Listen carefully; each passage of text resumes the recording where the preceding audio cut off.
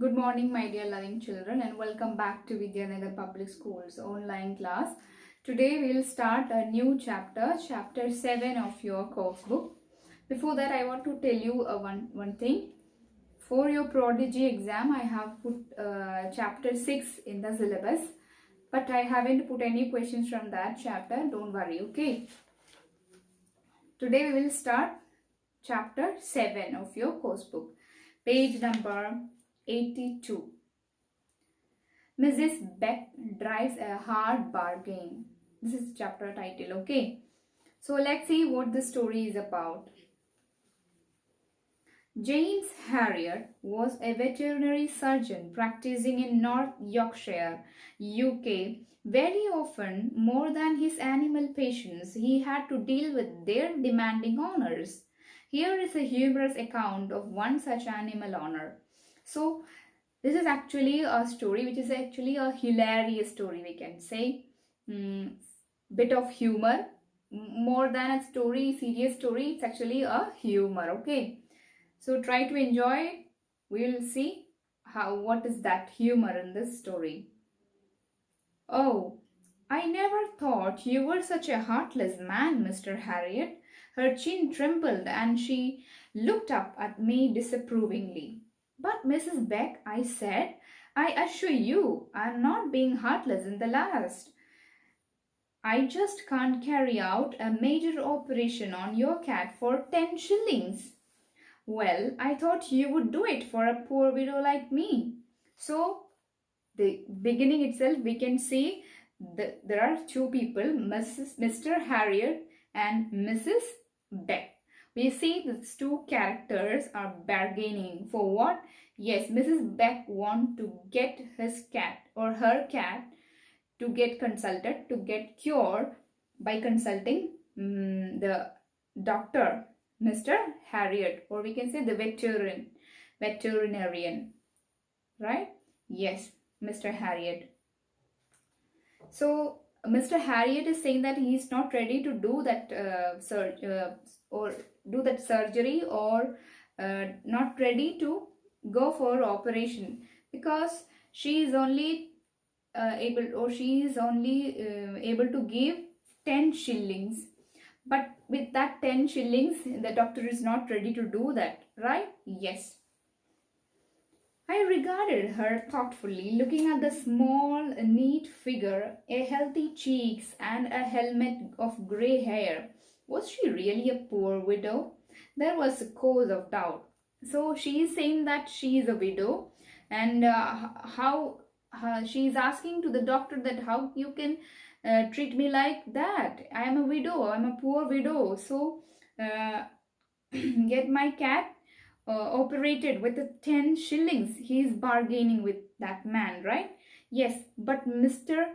Harriet do not feel that she is a poor woman or a poor widow because her cheeks are very healthy and she has got a neat hair. So he was looking at her with a doubtful eye, right? Yes. Her next door neighbor in Drayton Village had said, "It's all a tale, Mr. Harriet. She tries it on everybody, but I will tell you, she owns a lot of property." I took a deep breath. Mrs. Beck, we do work at reduced rates for people who can't afford to pay, but in this case... Oh, you are cruel, she dabbed her eyes. So, the person who is living next to this woman, Mr. Someone who is living in Drayton Village, saying that she is not a poor woman. She owns a lot of property, he is saying like that, right? Yes. So she is saying that you are so cruel. You're not ready to operate my cat then, right? As I told you, Mrs. Beck, the only way is to operate on your cat and the charge is £1. But you are asking me to do it for half the price. That's ridiculous. This is a major operation under a general anesthetic. You just can't do a job like that for 10 shillings. So he is arguing that I can never do a operation for 10 shillings because it's a major operation. It also requires anesthesia, right? the patient also must get some kind of anesthesia. So it's not a silly thing. It's something which is very very important or very critical, we can say. It's a tough task to do. It needs lots of heavy or hard work, or not hard work, it needs lots of effort from the part of the doctor, right? It is something risky, we can say. It is a bit risky because the patient has to give anesthesia and all. What does anesthesia means? Yes, the kind of injection given to the patient, because when the major operation is being done, the patient should not feel that much pain, right? Yes. So to reduce the pain, they will give anesthesia. The patient will turn to unconscious then. She turned and looked out of the window, and her shoulders began to shake. You won't even take pity on a poor widow. This had been going on for 10 minutes.